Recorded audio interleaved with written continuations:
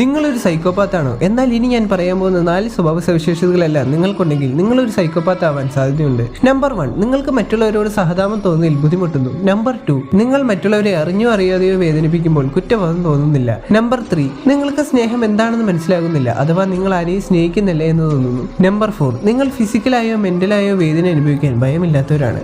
ഒരാൾ സൈക്കോപാത്ത് ആകുന്നത് എപ്പോഴും സിനിമയിൽ കാണുന്ന പോലെ ഒരു ട്രോമാറ്റിക് പാസ്റ്റ് ഉണ്ടാകുമ്പോൾ മാത്രമല്ല, ബ്രെയിൻ ഡെവലപ്മെന്റ് ഇഷ്യൂസ് കാരണവുമാകാം. സോ നിങ്ങളൊരു സൈക്കോപാത്ത് ആണെങ്കിൽ തീർച്ചയായും കമന്റുകളായി അറിയിക്കുക.